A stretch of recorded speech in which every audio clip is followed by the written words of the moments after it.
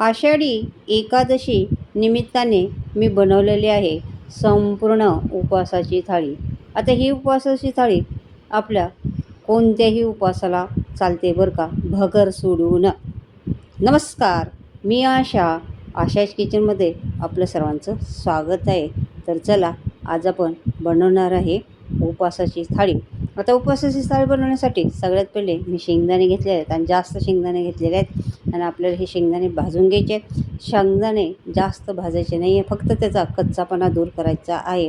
साबुदाणा रात्री भिजू घातला होता आणि त्याचे जाडसर वाटलेले शेंगदाणे टाकलेले आहेत, चवीनुसार मीठ घातलेले आहे आणि थोडी साखर घेतलेली आहे, एक बटाटा उकडून घेतलेला आहे. आता तेल टाकायचं आहे, तुमच्या आवडीप्रमाणे तूप टाका. मी शेंगदाणे तेल टाकलेलं आहे, एक मिरची बारीक कट करून घातलेली आहे आणि हे साबुदाणा याच्यामध्ये घालायचा आहे आणि चांगला परतून द्यायचा आहे आणि झाकण ठेवायचं आहे. 10 ते 15 मिनटं चांगला शिजवून घ्यायचा आहे आणि त्याच्यानंतर शिजलेले बटाटे घालायचे आहेत. पुन्हा 5 मिनटं चांगलं शिजवून द्यायचं आहे आणि साबुदाणा काढून पहिला उपवासाचा पदार्थ झालेला आहे. भगर पहिली भाजून घेतलेली आहे आणि त्याच्यानंतर 4-5 पाण्यात स्वच्छ धुवून घेतलेले आहे आणि त्याच्यानंतर तेल टाकलेलं आहे, एक मिरची टाकलेली आहे, मिरची परतलेली, पाणी टाकलेलं आहे, चवीनुसार मीठ आणि साखर टाकलेलं आहे, पाण्याला उकळी येऊन दिलेली आहे आणि भगर त्याच्यामध्ये घालायची आहे आणि झाकण ठेवून त्याला 8 ते 9 मिनटं शिजून द्यायचे आहे. शिजत आल्यावर शेंगदाण्याचं कूट घालायचं आहे आणि पुन्हा झाकण ठेवून थोड्या वेळ शिजायचं आहे. ही दुसरा पदार्थ झालेला आहे उपवासाचा. आता साबुदाणा रात्री भिजलेला आहे, त्याच्यामध्ये बटाटा खिसून टाकलेला आहे, थोडं शेंगदाण्याचं कूट टाकलेलं आहे, मिरची टाकलेलं आहे, मीठ टाकलेलं आहे आणि चांगलं चुरून घेतलेलं आहे. आता कढईमध्ये तेल घातलेलं आहे आणि तेल गरम होऊन दिलेलं आहे. तोपर्यंत इकडं बटाटे वडे असे चांगले चुरून चांगले दाबून वडे बनवायचे बरं का, नाहीतर बटाटा वडा तेलामध्ये सुटू शकतो. आता तेल चांगलं गरम होऊन द्यायचं आहे आणि त्याच्यामध्ये वडे घालून घ्यायचे आहेत. आता वडे घातले की लगेच हलवायचं नाही, त्याला सेट होऊन द्यायचं आणि वडे घातले की थोड्या वेळ असं झाकण आडवं लावायचं आहे, कारण तो वडा जर फुटला तर आपल्या अंगावरती उडवू शकतो. आणि त्याच्यानंतर वडे चांगले दोन्ही बाजूने खरपूस तळून द्यायचे. बघा, मस्त असा कलर येऊन आलेला आहे आणि कुरकुरीत क्रिस्पी वडे तयार झालेले आहेत.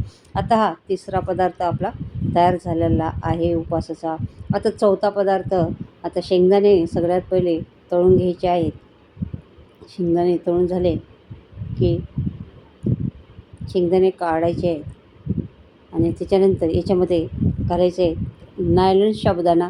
आपण बनवणार आहे नायलॉन चिवडा आणि थोडाच घालायचा आहे, एका वेळेस जास्त घालायचं नाही आहे. आणि मस्त असे ते साबुदाणा चांगला फुटेपर्यंत असं तळून द्यायचा आहे बरं का, आणि तेल पण चांगलं गरम पाहिजे. त्याच्यानंतर साबुदाणा काढून घेतला, त्यातच एक मिरची कट करून घेतलेली आहे, त्यामध्ये नायलॉन चिवडा साबुदाणा घालायचा आहे, शेंगदाणे तळा घालायला, चवीनुसार मीठ घालायची, साखर घालायची आहे आणि हे चांगलं मिक्स करून घ्यायचं आहे. मिक्स झाल्यानं एका प्लेटमध्ये काढायची. ही चौथा उपवासाचा पदार्थ तयार झालेला आहे, उपवासाचा चिवडा. आता पाचवा पदार्थ आपण बनवणार आहे उकडलेल्या बटाट्याची भाजी. बटाटे पहिलेच उकडून घ्यायचे आहेत, खूप जास्त उकडायचे नाहीत बटाटे बरं का असे, आणि खूप असं कच्चे पण ठेवायचे नाही आहे. आणि बटाटे कट करून घ्यायचे आहेत, खूप बारीक पण नाही आणि खूप मोठे पण फोडी करायचे नाही. 1 चमचा तेल घालायचं आहे, एक हिरवी मिरची घातलेली आहे, मिरची चांगली परतून द्यायची आहे. मिरची नेहमी चांगली परतून द्यायची आहे बरं का तेलात. आणि त्याच्यानंतर हे उकडलेला बटाटा घालायचा आहे, चांगला परतायचा आहे. त्याच्यानंतर याच्यामध्ये चवीनुसार मीठ घालायचं आहे, पुन्हा हलवायचं आहे. त्याच्यानंतर इथं जाडसर वाटलेलं शेंगदाणा कूट घालायचं आहे आणि हा बटाटा काढून घ्यायचा आहे. हा उपवासाचा आपला 5वा पदार्थ तयार झालेला आहे. आता उपवासाचा 6वा पदार्थ म्हणजे रताळे. आता रताळे तुम्ही उकडून पण घेऊ शकता, पण मला असे काप करून आवडतात.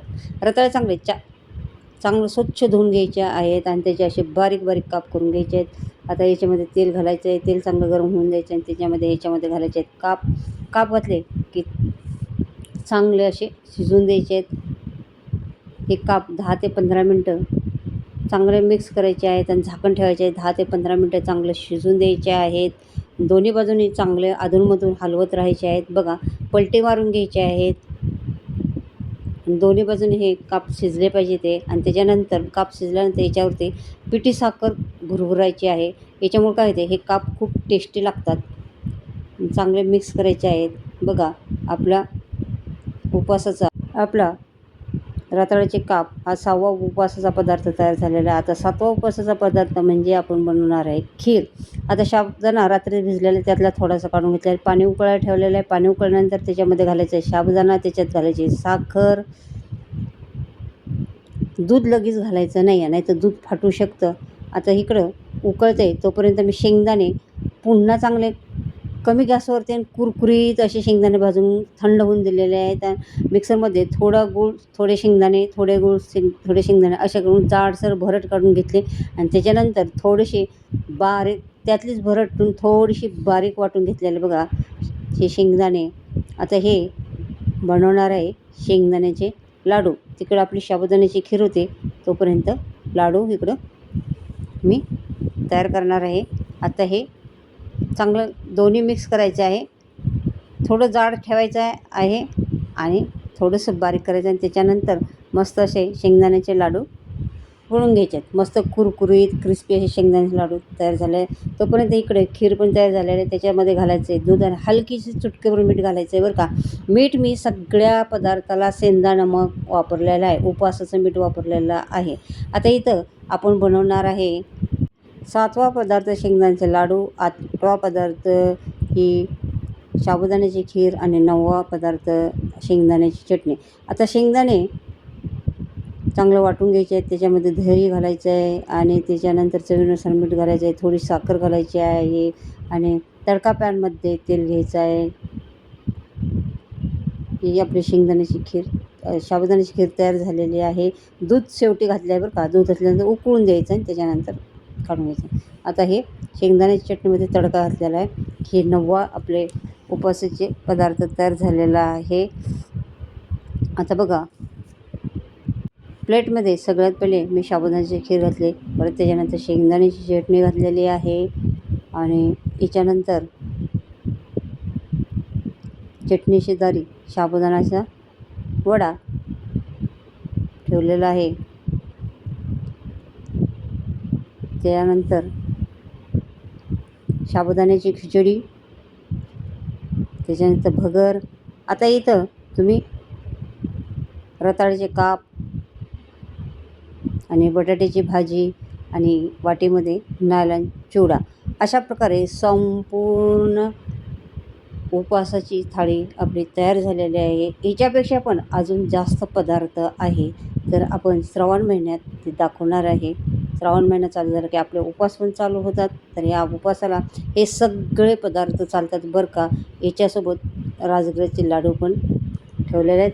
तर अशा प्रकारे ही उपवासाची थाळी आपली संपूर्ण तयार झालेली आहे. आषाढी एकादशी निमित्ताने तुम्ही पण ही उपवासाची थाळी कोणत्या पण उपवासाला बनवू शकता. आणि थाळी आवडली तर लाईक, शेअर, कमेंट करा आणि चॅनलवरती नवीन असाल तर चॅनलला सबस्क्राईब करायला विसरू नका. चला तर मग बाय बाय.